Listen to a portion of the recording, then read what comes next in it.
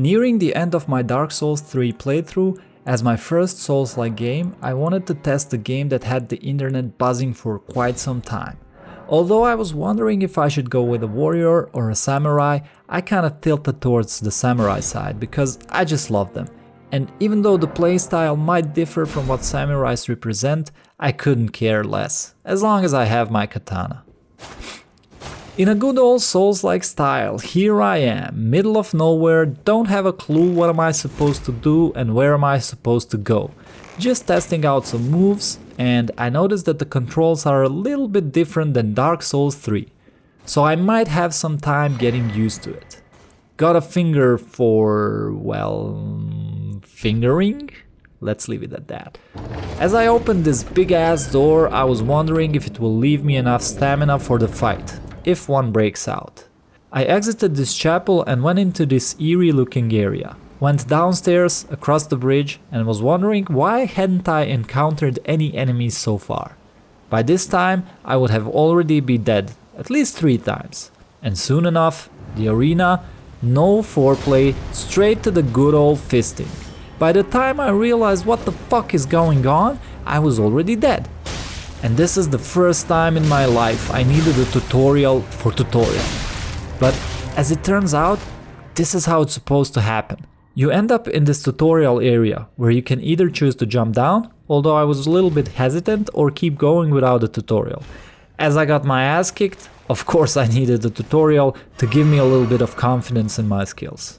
The tutorial area is pretty much straightforward and boring. You learn to walk, jump, and fight, which will soon turn out to be useless because you will start fighting real enemies who fight back, like this dude here. This had to be one of the hardest bosses I've encountered so far. Thank God I had my guard counterattack, otherwise I have no clue how could I have defeated him. Riding the wings of success, I kept pushing, went up this elevator, opened the big ass door and went outside to Limgrave. One of the most beautiful transitions I have ever seen in gaming, from dark dungeons to lush yellow-greenish color with earth tree in the background. I know this will be the last time I have a moment to enjoy the beauty of this game because, well, you be the judge. After a couple of nice dodges I got confident, but that didn't last long, because once I saw how little damage I do to this fucker, I knew I was gonna be here for hours. I gotta admit, this was a nice try for a first timer. I don't care that you killed him with just your fists. I don't care you killed him blindfolded. This was big for me, and you're not taking that away from me. Well, the second try wasn't. Neither was the third one, fourth one, fifth one, sixth, seventh. I swear I was getting tossed around like a ragdoll at a kid's tea party, so I decided it was time to skip him and try something else. His moveset was strange to say the least, and even though it was doable, I just couldn't be fighting him, chopping bits of his health for 10 minutes only to get killed a couple of hits away from defeating him. Fuck that. I got to this side of Grace and kept going further.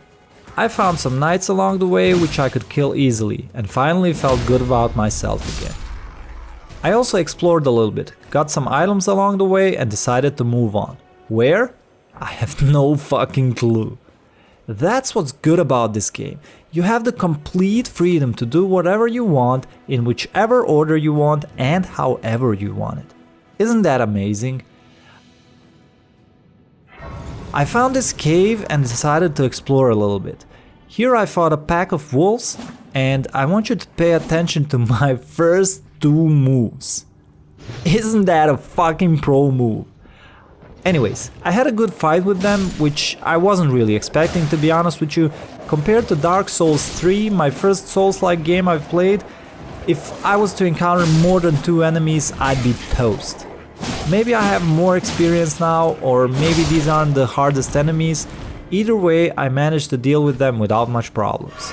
I went deeper and soon enough I encountered a Splinter from Teenage Mutant Ninja Turtles.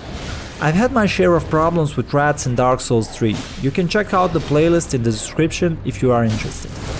What really annoyed me here is that his attacks were sometimes way too delayed for me to react properly, or to know when and what to dodge, like this spinning series of attacks that killed me. But I was confident I could kill him, because unlike Sentinel from the beginning, I was doing some actual damage to him. All I had to do is move back as soon as he started spinning, wait for him to do his last attack, where he jams his sword to the ground, and get a couple of attacks in. Unlike most of the bosses where keeping close to him is a key, here you might want to hold some distance, not to get caught in the middle of the combo. And with just one death, the rat vanished. Yay for me. Then I went back to my usual routine of slashing the weak ones to boost my confidence further, only to get gangbanged in this village by this lovely lot. There was at least 15 knights chasing me, coming at me like a horde of hungry shoppers on Black Friday. My attacks weren't as effective as I wanted to be, and soon felt the pressure of a good old Souls-like game. And what do you know? Another death. To be honest, that was on me. I went in like a moth, diving headfirst in the flame, thinking it was cozy campfire. Then I tried a different approach, to go through the back, drawing enemies one by one, and it seemed to have worked out fine. I managed to kill this big fella and take his shield, although I probably won't be using it anytime soon. Still, it was a good victory as I continued to explore the ruins, clueless to where am I supposed to go. This is what is really good about this game. It is a truly open world game. You can do whatever you want in whatever order you want it. I get why people are so hooked to this game, and I also understand why the other people don't like it. It's not the usual type of game where the game itself holds your hand and guides you through it. Here, you have to figure the shit out yourself. How? Trial and error, brother. Trial and error. Without knowing it or aiming to continue the story, I stumbled across this site of grace where I met my savior from the start. She introduced herself as Melina and wanted to act as my maiden or a guide through the game. Well, I guess this game does hold my hand after all, but not really in the way the other games do, believe me. She told me that maidens help out tarnished ones like me in their quest, and since I have no maiden, she would help me in search for Elden Ring. I wonder what happens if you refuse the offer. Anyone ever done that? Let me know in the comments what happens if you refuse it. So basically, I leveled up dexterity as I always do, got some points in vigor for survivability, and moved on. Oh, and I got a pony! Donkey. Or a mule with horns. Let's give him some cute name like Horny Stallion.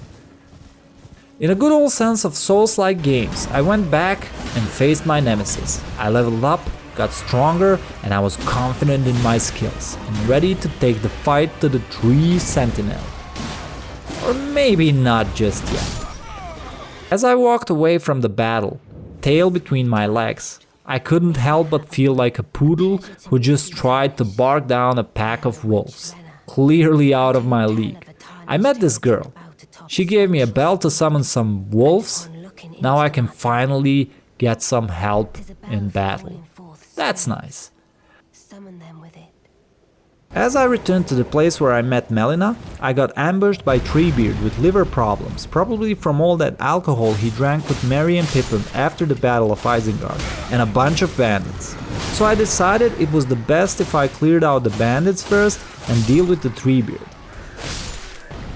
I noticed he was really slow with his attacks, so I decided to wait for the big ones, dodge and attack. That tactic worked out fine. Dodge, attack, wait for his next move. Pretty simple. Then he pulled out the sword I didn't even notice he had. Luckily it had no effect on the course of the battle and the Treebeard was chopped for firewood. Further along the road in Stormhill I found this weird looking arena circle and I decided to check it out. It meant only one thing. Another boss to skip. For now. As I stared at the pitiful dent I made in his hell bar, it dawned on me that my attacks were as effective as trying to tickle a dragon.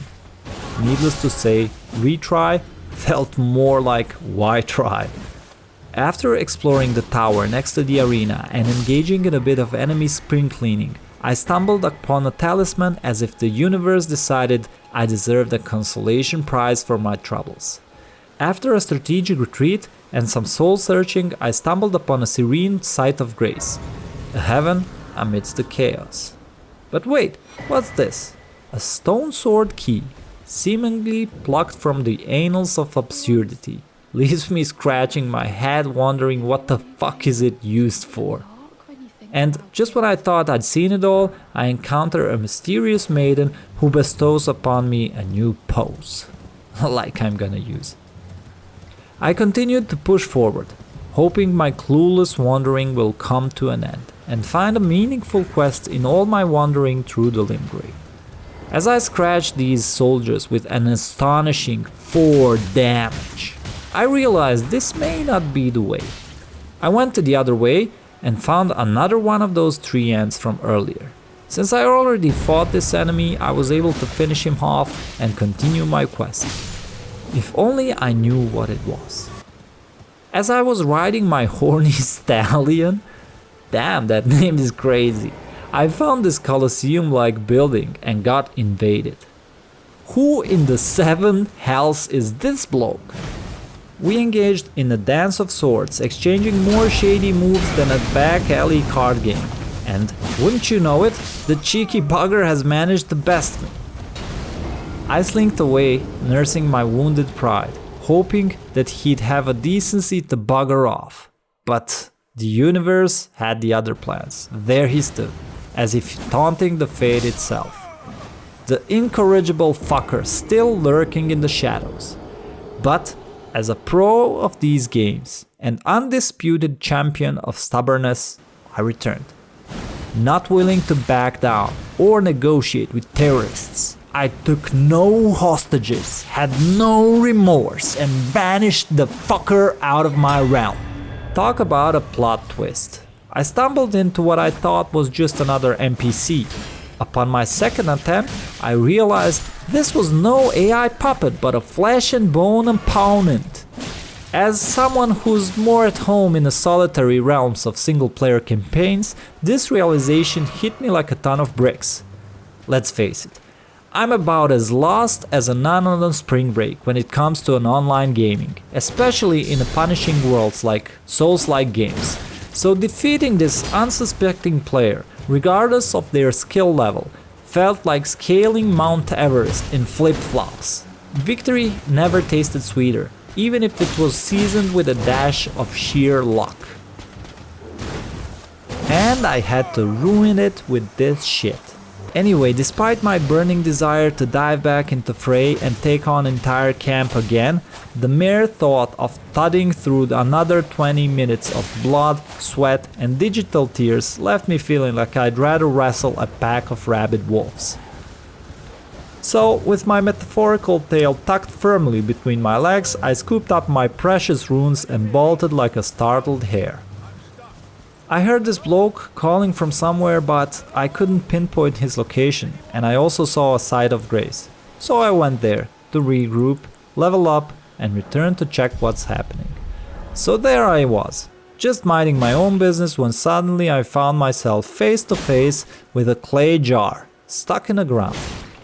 Now, call it an instinct or sheer boredom, I couldn't resist giving it a good old kick in the butt, as one does during their daily grind in the office. Who knew adventuring in Elden Ring could feel so familiar? And that's a wrap on my inaugural journey into Elden Ring. Be sure to tune in next week for even more thrilling adventures. If you enjoyed the ride or found any nuggets of wisdom in this video, which I really doubt, don't forget to subscribe to my channel and smash that notification bell to stay updated on my latest gameplay, reviews and gaming news. Until next time, may your gaming sessions be epic and your victories plentiful.